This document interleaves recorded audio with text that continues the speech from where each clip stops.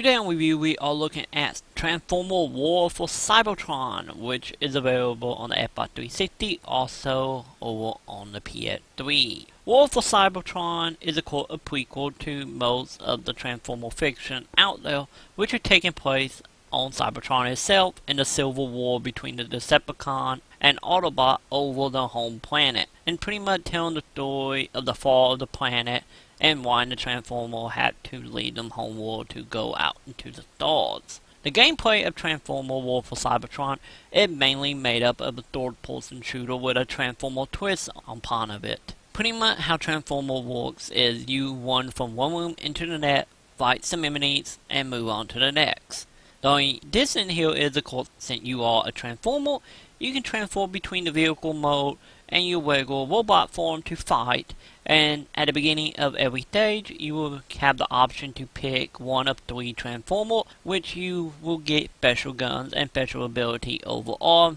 between what they transform into, while on to the ability of such as flying, gliding, putting up shields, putting down guns, re-energizing people around you, and so on. Each of the Transformers don't really play much different, but they do have a different style of gameplay to them since of their special abilities. And on top of the ability, you can pick up random guns and grenades to add to your combat ability, while along with the weapons you have at vehicle mode, which you can transform into vehicle mode at any time by pushing down the left stick. But also in the gameplay mode, you have a total of 2 campaigns here. You will see the campaign from the point of view of the Autobot, and the Decepticon seeing, well, where did they fall during the epic war of Cybertron, and the game is split up 50-50 playing at each, which you can pick which one do you want to play on the outset, but still one story throughout, so I recommend playing at the Decepticons and then Autobot to get the full experience, and have the story make sense from beginning to end. The only sad part here is, of course, the gameplay can get a little dull and repetitive at mode with no real cover system to speak of.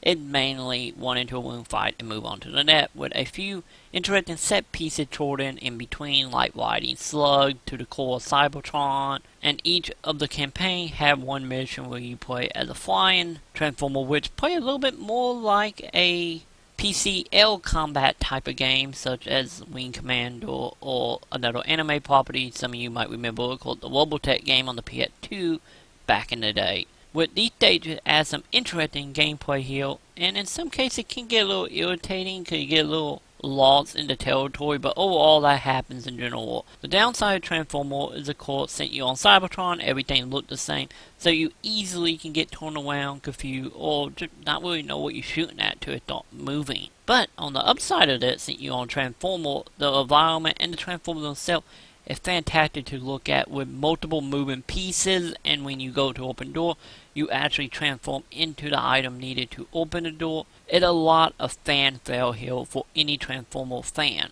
But sadly, too bad the gameplay does get repetitive after long sports, and every now and again the difficult levels seem to just spike up out of nowhere to make certain scenarios a little harder than they should be. But outside the single player, you of course have multiplayer, which is not really the main draw at that point in time of that review, since under 1,000 people are playing it, and if you want to play online, you're going to be sitting in lobby for a very long time waiting for people to join. And if you want to do the actual multiplayer stuff for Versus, you are mainly going to be stuck on Team Deathmatch, and no one seems to really want to play anything else. But on the other side of the multiplayer is, of course, you have the version of Horde mode, which you can play as all the Transformers throughout the game, while along with a couple interesting ones such as RC that you only can play as in multiplayer. So if you are going to play multiplayer, I recommend having a couple friends that you can hop on with, because without them, there's really no real point for the multiplayer at that point, sadly. So overall, Transformer is a solid game.